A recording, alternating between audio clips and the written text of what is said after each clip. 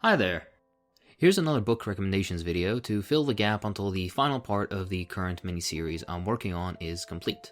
I'm continuing my theme of generally anti-colonial writing, as that is currently my favorite topic, but I'll probably change it up in the future. Of course, I'll timestamp this, so if you want to jump to a particular book, then just take a look at the pinned comment. If you'd like more book recommendations, I've made a few more on my channel that I've put into a playlist for ease of access. So, let's get started. The Motorcycle Diaries by Che Guevara. Why yes, another book by Guevara. This particular book, although not specifically political, kinda is still very political. You can see the seeds of Guevara's mental shift from that of a well-meaning but idealistic petty bourgeois student to the great revolutionary that he would become. If you're unfamiliar, the diary is one written by Guevara when he took a trip around Latin America with his friend Alberto Granado. The motorcycle they traveled with, La Poderosa, was a creaky and unreliable thing that frequently broke down. This resulted in the pair having to seek work, food, and shelter wherever they could, and in the process directly interact with the undifferentiated mass of humanity within Latin America. The discussions within the diary, as Guevara says, range from the highest philosophical discourse to the pettiest complaints, depending on the state of one's stomach. Through Guevara's eyes, you see endemic poverty, oppression, and disenfranchisement in every country they encounter. This leads Guevara to the decision that the only solution for the region's sickening inequalities was armed revolution. This also shaped his view that Latin America was not a series of countries, but instead a single unit, unjustly divided and exploited.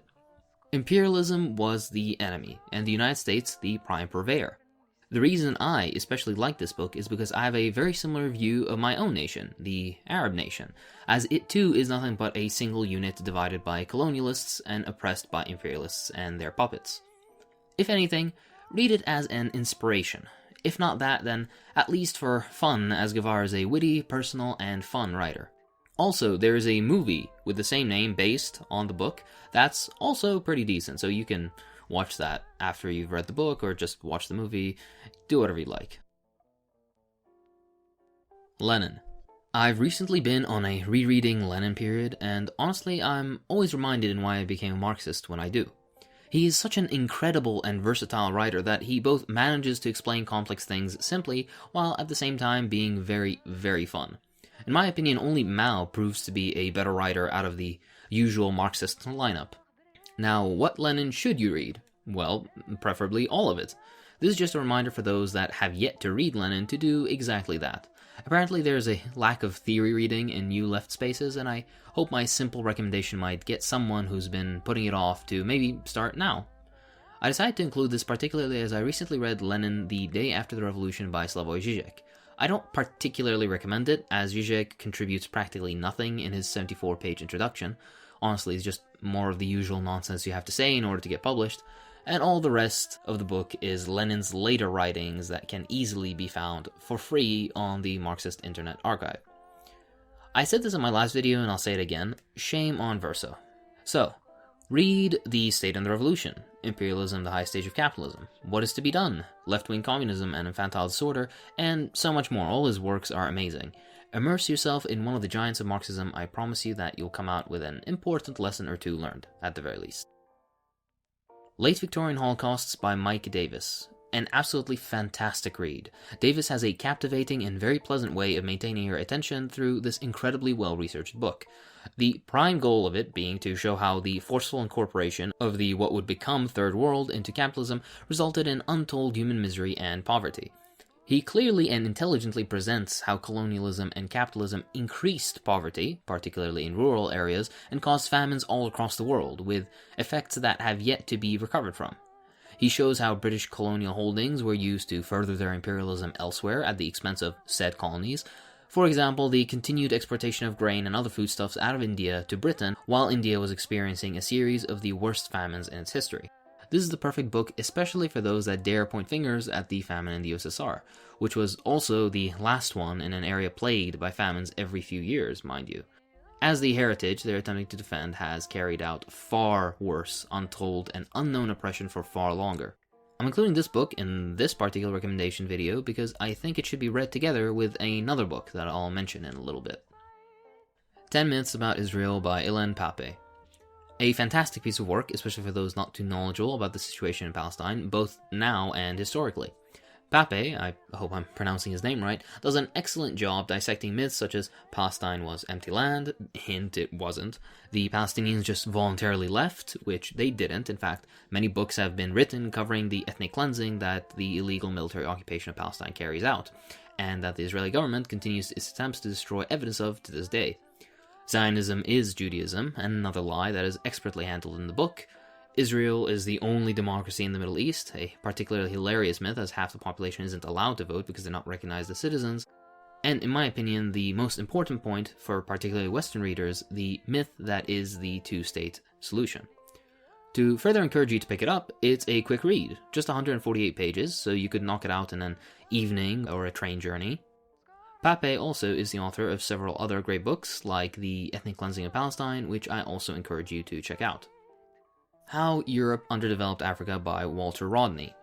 A monumental piece of work of the 20th century, How Europe Underdeveloped Africa is excellent in how it shows the effects of capitalism and European colonialism on African nations.